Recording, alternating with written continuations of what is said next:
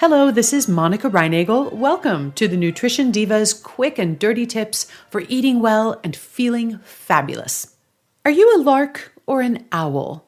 Larks are those early to bed, early to rise types. They tend to feel more energized and focused early in the day, and they enjoy turning in early. Owls, on the other hand, don't really hit their stride until later in the day. Left to their own devices, they are happy to stay up until the wee hours and then sleep the morning away.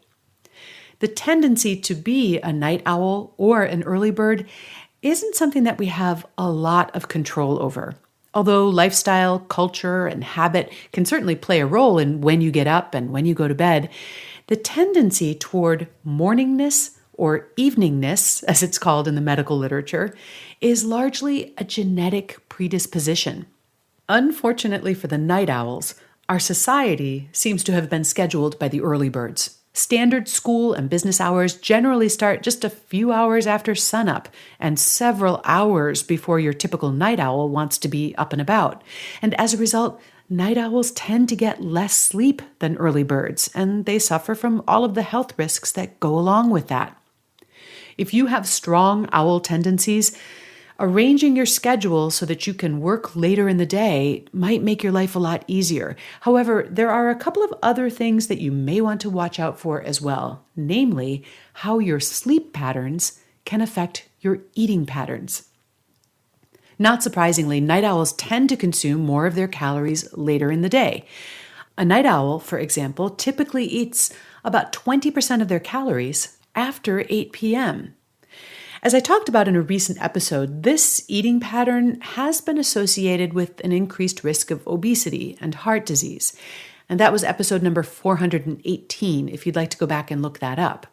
But in addition to eating later in the day, night owls also tend to choose less healthy foods than their early bird counterparts. A recent study of about 2,000 healthy adults who ranged from age 24 to 74 sorted the subjects into night owls and early birds, and then they compared their diets. Interestingly, both groups took in almost exactly the same number of calories overall, even though the night owls consumed their calories later in the day. However, the night owls ate less protein and they took in more sugar, fat, and alcohol. Night owls also tend to have less regular eating schedules, especially on the weekends, and to eat more frequently throughout the day. Now, some of this may simply be due to lifestyle. Because adults tend to consume alcohol in the evening, those who stay up longer may end up drinking more. Night owls may also eat more of their meals away from home. And as you know, restaurant meals tend to be higher in fat and sugar than meals consumed at home. But the tendency to choose foods that are higher in fat and sugar may also be the body's attempt to compensate for an out-of-sync circadian rhythm or even just simple fatigue. Night owls may have lower serotonin levels, for example, and low serotonin levels can trigger cravings for carbohydrate-rich foods. That's something that the savvy psychologist, Dr. Ellen Hendrickson, and I talked about at some length in our joint episodes on how food affects mood and vice versa.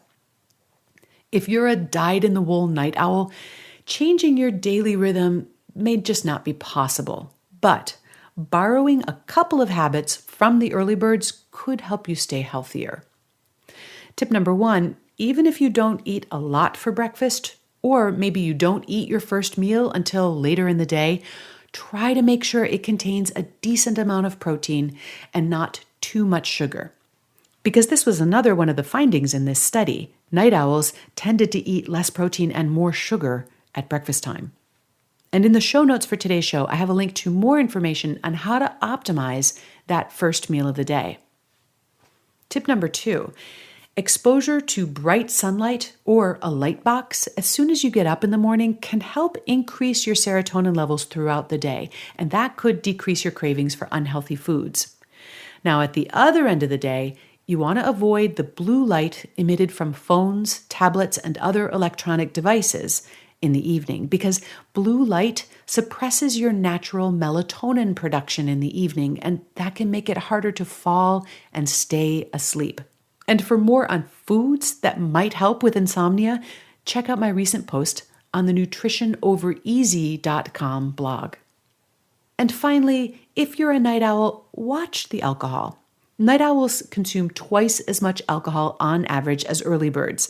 And not only does higher alcohol consumption lead to health and safety risks, but it's also associated with decreased nutrient intakes and overall diet quality.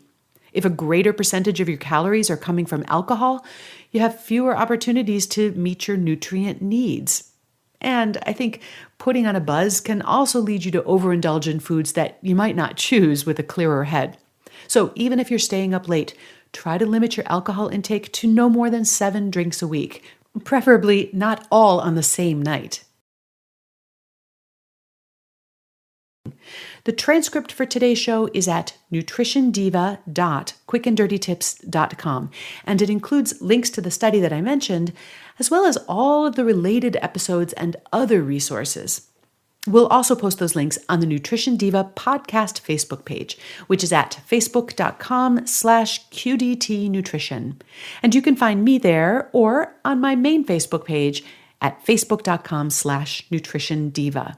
I really enjoyed discussing each week's episode along with all the other nutrition news and trends, so please do join the conversation on Facebook or Twitter. Have a great week, and remember to eat something good for me.